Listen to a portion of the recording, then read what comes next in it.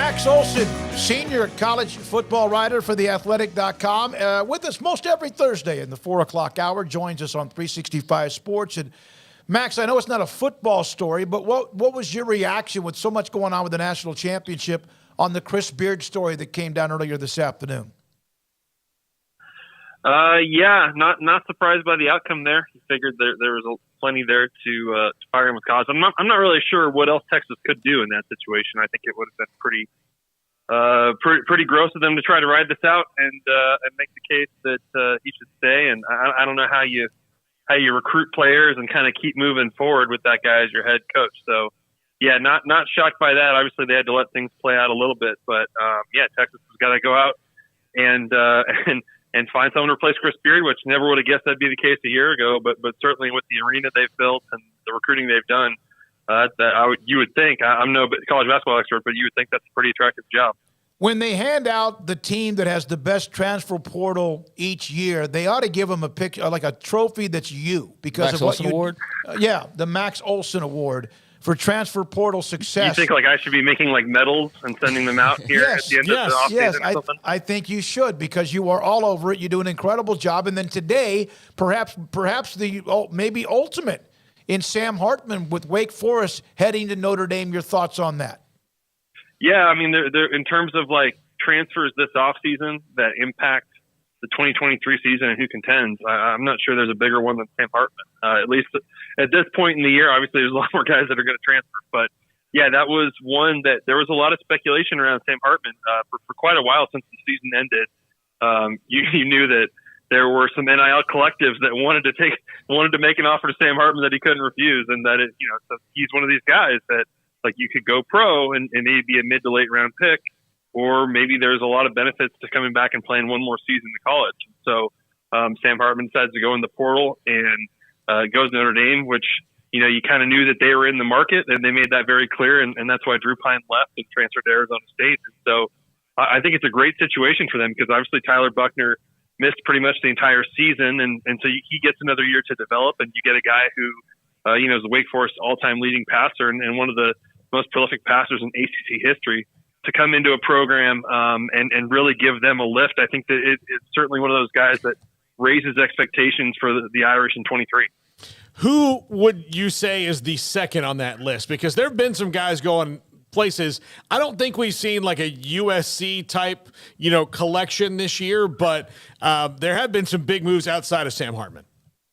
Yeah, there have. I mean, there was a big one that went in today. Jordan Birch, the defensive lineman from South Carolina, who was a top 10 recruit a couple of years ago, a local recruit who's a big win for South Carolina that, he's in the portal now. He was a starter this year in a pretty disruptive one. The early speculation, the buzz there is on Oregon, but you're going to have, I would think Georgia and Alabama and Oklahoma, Clemson, all these schools that recruited him before coming back in the picture here. I think that the school that's done, there's a few that have done some really great work here so far. Michigan would be one. They've brought in some really talented players to boost their offensive line for next year, adding a really good linebacker in Ernest Hausman from Nebraska and Josiah Stewart, the pass rusher from Coastal Carolina. I think that Florida State is killing it in the portal as they have the past few years. I think TCU's done a great job. UCLA, there's plenty of examples here of coaching staffs that have been really aggressive and I think have really upgraded their talent already. Max, just like we all predicted, TCU's playing for the national title coming up here in a few days. But, I mean, in all seriousness, what an incredible journey. Obviously, they benefited greatly from the transfer portal, particularly on defense, and have already seen some dividends paying off to this run for next year in the transfer portal, and guys like JoJo Earl, et cetera. But your thoughts on the Frogs getting to this point, and obviously there's a lot of mixed, feelings, opinions on – will Georgia blow them out? Does TCU have a chance again? Where do you stand on that and just the whole storyline here with Sonny Dykes and company? What do you think we could have made, guys, if we put some money on TCU winning the Big 12 and making the playoff? We would have been the ones who ran college football. Oh, man. We would have the money to develop. We probably could have bought Twitter, Yeah. Like we'd be loaded. or maybe even easily bought Tesla. I don't know. One of the two. Yeah. Yeah, I mean, it was. I covered the Fiesta Bowl, and that was just a tremendous experience. One of the best games I've ever seen in person, and just so impressed by how resilient TCU was in that game. And obviously, they were able to just make a bunch of game-changing plays there and then hang on. That was a stressful ride for TCU fans, but just so impressed by that team and how well coached they are, and man, just being around them in Phoenix, it's a really special group. It's a very just a bunch of guys that really get it, great coaches. You couldn't be happier for them and what they've been able to accomplish this year. And to me, going and playing Georgia, I don't think that should diminish. However this goes, it shouldn't diminish what they've done. I mean, right?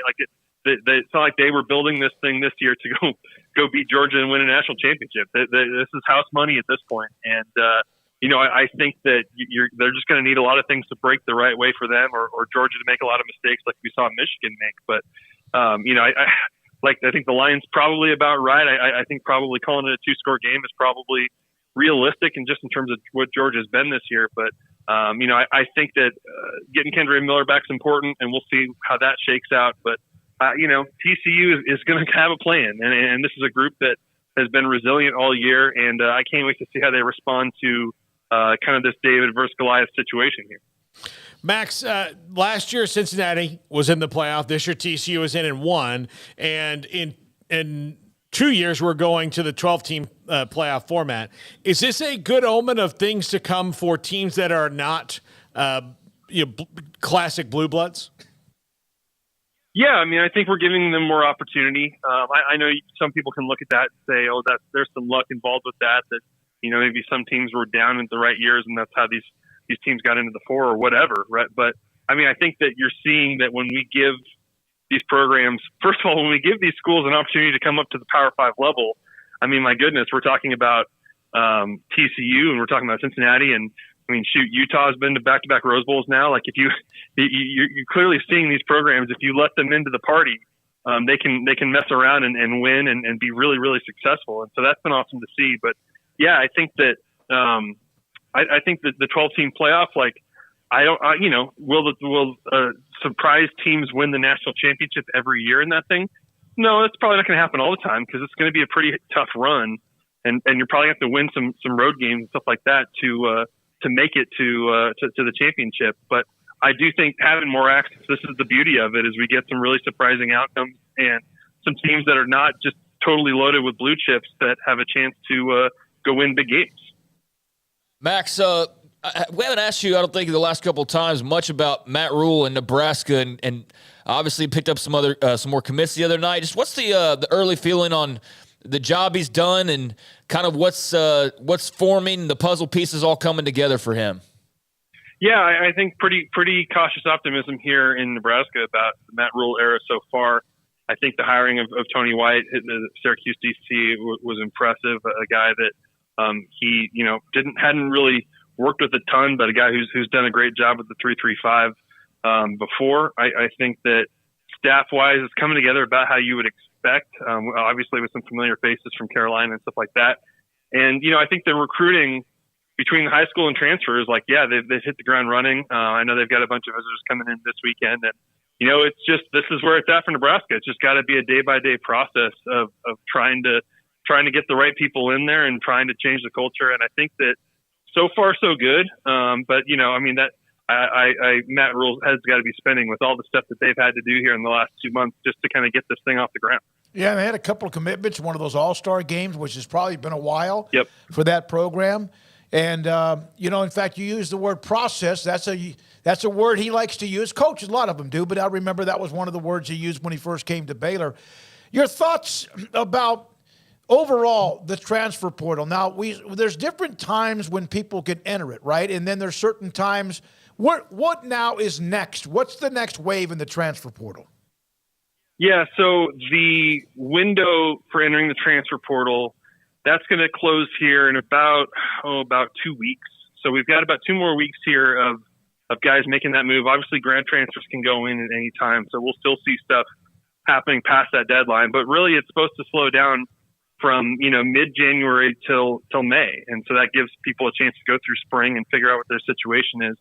This week, it's going to be a little bit nuts because they carved out a period in the recruiting calendar this year, which I think is helpful. They didn't have this in the past, but they carved out this time from January 4th to January 8th where mid-year transfers can go take visits to schools. And so you're going to see a lot of official visits and a lot of like very quick recruiting processes and quick commitments here happening in the next week or two, because guys need to get on campus. They need to get enrolled at their next school if they want to go through spring ball. And so some of these players that are popping up in the portal this week, probably only going to take 1 or 2 visits, probably just 1-day visits, and make pretty quick decisions here. So, it'll be interesting to see, are there any like big surprise names like Jordan Birch was today? And then kind of very quickly, we're going to find out where they're going. Is Bobby Petrino the answer for Jimbo Fisher in College Station?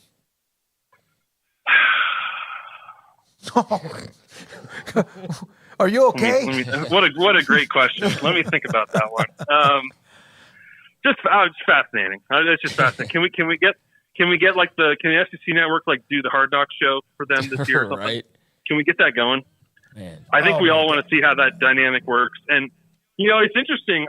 My assumption as this search for an OC dragged on and on, you kind of wondered, like, was he going to hire somebody that, like, it didn't really, like, it was at some point, is it kind of irrelevant who he hires because he's just going to run his offense? It's still going to be his thing, but they've got somebody else to help out. And so it's interesting that he would go with Bobby Petrino, who obviously is going to be a more strong-willed guy than most other coaches they could have hired, and someone who has his own system. And, will it look like Jimbo Fisher's thing? Will it look like what Bobby Petrino wants to do? Will it be a merger, which is always kind of messy when coaches try to do that? Like, it's absolutely fascinating. I'm glad he did it purely because we get to watch what happens.